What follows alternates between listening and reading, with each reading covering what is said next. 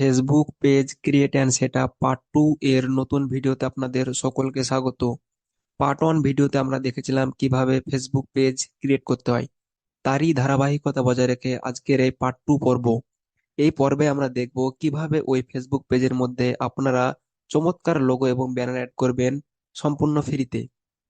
এর জন্য আমরা সরাসরি চলে যাব আমাদের ফেসবুক প্রোফাইল। এটা হচ্ছে আমার ফেসবুক প্রোফাইল এবং এই ফেসবুক প্রোফাইলের আন্ডারে আমার পেজ ক্রিয়েট করা আছে। পেজের ভিতরে এন্টার করার জন্য আমি সরাসরি ক্লিক করব আমার অ্যাকাউন্টের উপরে। অ্যাকাউন্টে ক্লিক করার পর যে ড্রপ ডাউন বাটন খুলে যাবে, এখানে দেখতে পাচ্ছেন এটা হচ্ছে আমার ফেসবুক পেজ, সম্রাট কুকিং।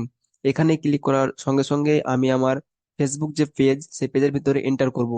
প্রথম পর্বে শুধুমাত্র এই ফেসবুক পেজটা ক্রিয়েট করেছিলাম, কোনো রকম লোগো এবং কোনো ব্যানার আমরা অ্যাড করিনি। আজকের এই ভিডিওতে আমরা লোগো এবং ব্যানার অ্যাড করব। এর জন্য আমরা একটা নতুন ট্যাব ওপেন করলাম এবং এখানে এসে সার্চ করব ক্যানভা। ক্যানভা হচ্ছে একটা ফ্রি গ্রাফিক ডিজাইন ওয়েবসাইট। এখানে আমরা আমাদের পছন্দ অনুযায়ী লোগো এবং ব্যানার ডিজাইন করতে পারি। এটা হচ্ছে ফুড লোগো সার্চ করব, কারণ এটা হচ্ছে আমার কুকিং রিলেটেড ফেসবুক পেজ।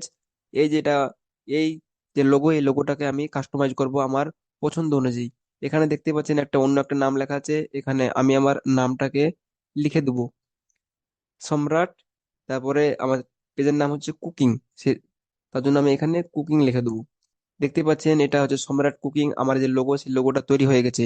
আমি আমার ইউটিউবের অন্য একটা ভিডিওতে দেখিয়েছি কিভাবে এই ক্যানভা ওয়েবসাইটের মাধ্যমে আপনারা পছন্দ অনুযায়ী লোগো তৈরি করতে পারবেন। এরপর আমি শেয়ার অপশনে যেয়ে এই যে লোগো, এই লোগোটাকে আমি ডাউনলোড করে নেব। এই যে আমার লোগো, এই লোগোটা ডাউনলোড হতে শুরু করেছে এবং এটা সম্পূর্ণভাবে ডাউনলোড হয়ে গেছে। এটা হচ্ছে আমার ফাইল।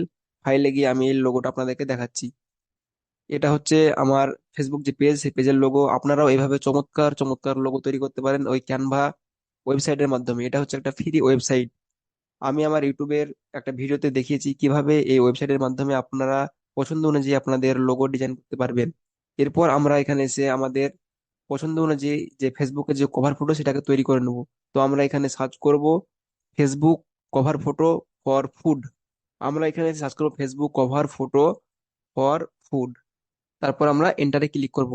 এন্টারে ক্লিক করার পর এখানে ফুড রিলেটেড অনেকগুলো কভার ফটো চলে আসবে।